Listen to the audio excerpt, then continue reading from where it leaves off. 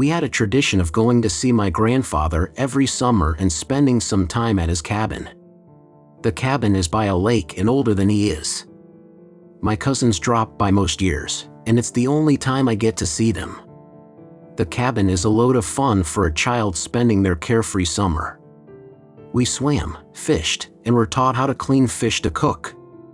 The one thing I disliked about the cabin was that there was no indoor washroom. A shower was set up outside. An outhouse a few steps off into the woods was the worst thing about the cabin. I hated using the outhouse. Bugs always took over the inside, and I had an irrational fear of something reaching up to grab me if I sat down. We begged my grandfather to get us indoor plumbing. He tried his best. So far, he only got a tub hooked up, but his water heater could only handle so much. We were banned from using it in the summer. The place really was being barely held together. It would be cheaper to buy a new cabin than to renovate one. We still went every year, always forgetting the negatives until we finally arrived. Even my father complained about the outhouse, and he didn't complain about much. My grandfather also had a rack of hunting rifles and a shotgun. He taught all of us never to touch them and to respect the weapons. He locked the cabinet they were in, unloaded his guns, and hid the ammo somewhere in the cabin. He took no chances with the guns around a bunch of kids. He threatened to whoop our asses if he ever saw us touching them and told us it was because he loved us and didn't want an accident to happen.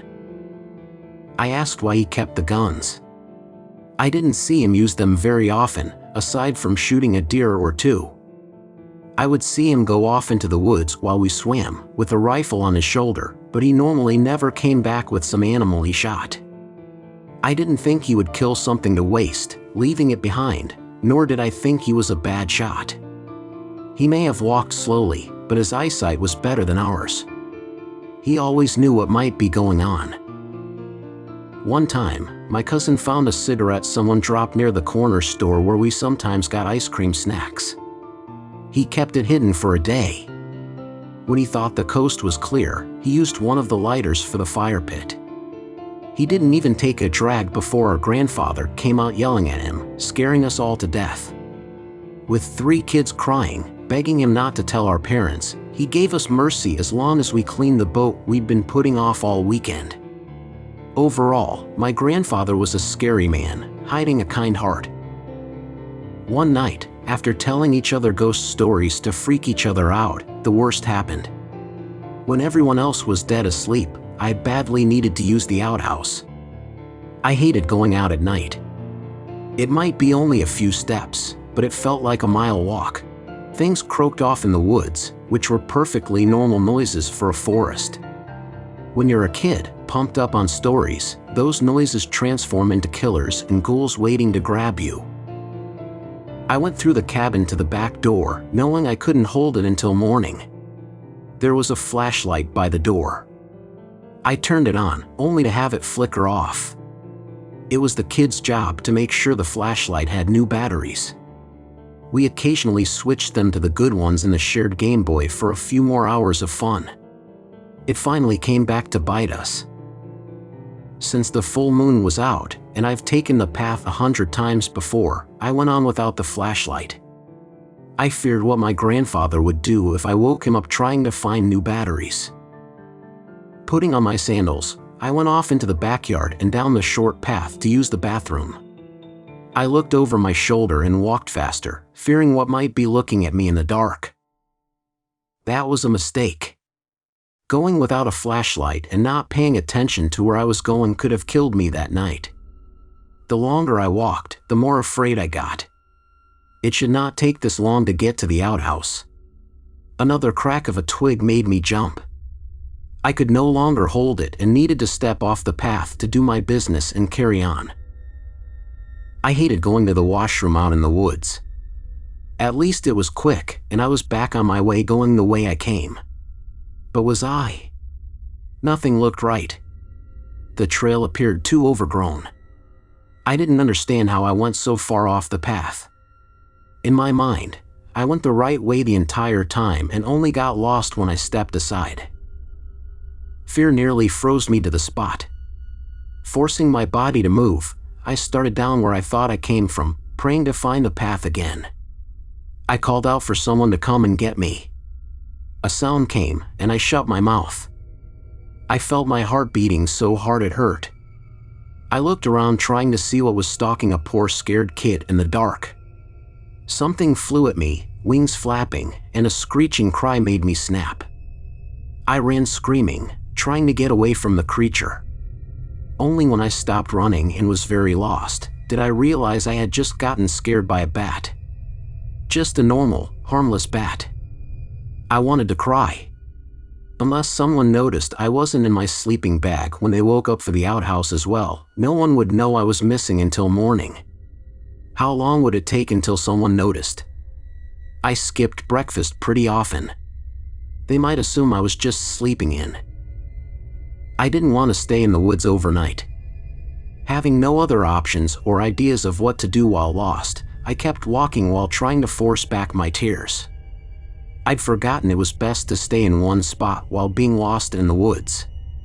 Just going deeper into them wasn't the best idea. I felt cold, scared, and like I was getting eaten alive by bugs. My small heart nearly broke over the idea of being out there forever. Starving to death and no one ever knowing what happened. I was thinking back to the books I needed to read in school. I wondered if I could live out in the woods until they found me. If I found clean water and could figure out how to make a fire, I might be able to. The issue being, I've never actually started a fire without a lighter. I tried with sticks, but it took too long and we always gave up.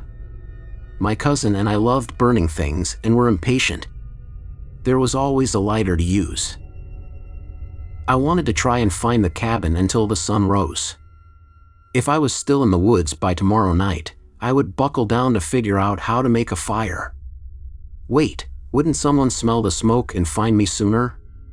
Or would I burn the entire forest down? Getting motivated, I started to look for a clearing I could use for a fire pit. It took a while, but I finally found a spot where the ground looked to be mostly dirt. It took longer to find a stone I could use to start digging out a hole in the dirt for my fire pit. My hands were cold, and the rock cut into my fingers a few times. Then I needed to find the right sticks and kindling to get the fire started. And then finally get enough wood to keep it going if I did get one started. I didn't go out of sight of the clearing as I collected what I needed. I was exhausted by the time I thought I was ready. My pit was filled with dry leaves and small sticks. I put larger sticks on the side and sat down ready to try and get a fire started. I used 2 sticks. I peeled the bark off at first. My hands became raw from rubbing them together. I was frustrated. I didn't think I could get them warm enough from the friction to get anything started. I then tried the rock method. I didn't know if any rocks would do, or if my grandfather had a special type in his fire starting kit. A miracle of the night happened when I found the right rocks to smash together.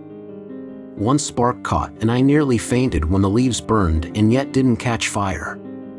I kept trying until I had a very small flame that I fed with my breath. I've never been so proud of myself in my entire life. The smoke blew into my face, causing me to cough and my eyes to water. I am still very happy about my very small fire. There wasn't a way to tell how long I was out there for. The sun hadn't risen yet, so at least a few hours. As I warmed myself by the flames, I heard something off in the distance of the woods. Straining, I heard it again. My chest tightened with hope when I recognized they were human voices. No one I knew, but still someone out here in the woods with me. With my fire still going, I would be able to see my way back to the clearing if needed. I hurried off towards the voices, so happy I couldn't speak. Mine, mine. The voices were a warning to the person they were speaking with. It sounded odd, as if English wasn't their first language. Still, it was someone who could help. At least that's what I thought. Rushing into another clearing, all my excitement faded when I saw what belonged to those voices. A dead, torn-to-pieces deer sat in the middle of the small clearing.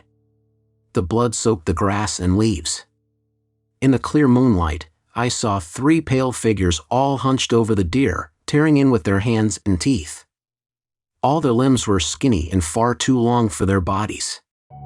Each was pushing the other aside in order to consume as much of the deer as possible. Pale and drawn tight against their bones. Faces covered with blood. Each was bald, with a mouth far too large for their face.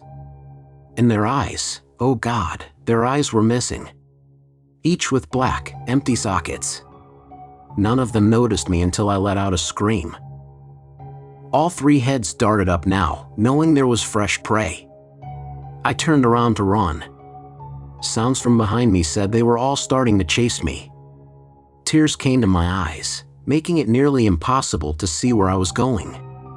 I slammed into a tree very hard. I tumbled to the ground, crying in pain. My moment of weakness was enough for one creature to get on top, limbs on either side. The head was looking around, trying to hear where I was. The large mouth opened, dripping blood on my tear-stained face. The moment before the mouth filled with teeth tore my face off, a loud crackling sound echoed through the forest. The creature was blown off, its head exploding in a burst of gore. I screamed more when a powerful hand grabbed my shoulder to drag me to my feet. "Grandpa." I choked up when I saw him clearly through my wet eyes. He was holding his shotgun, ready to fire again. His face was stern. Not afraid or surprised by the creatures. I expected them to attack us, but they somehow knew what the gun could do. Grabbing their dead, they dragged them deeper into the darkness. The moment they were out of sight, I heard the worst noise. The awful sounds of bones cracking and breaking. They were eating the one my grandfather shot. It was all too much for me. I broke down sobbing. My grandfather silently bent over to pick me up in one arm as he carried me through the woods. He stomped out my small fire on the way out. He didn't scold me for crying or getting lost. He comforted me that night. It was the kindest moment we ever shared together. We arrived back by the time the sun was rising. My mother and father were awake and worried out of their minds. My father scooped me up when we arrived, and I cried all over again. Before we left, I was able to get my grandfather alone to ask him what happened. Those things wouldn't bother us at the cabin. I only saw them because I went too far into the woods.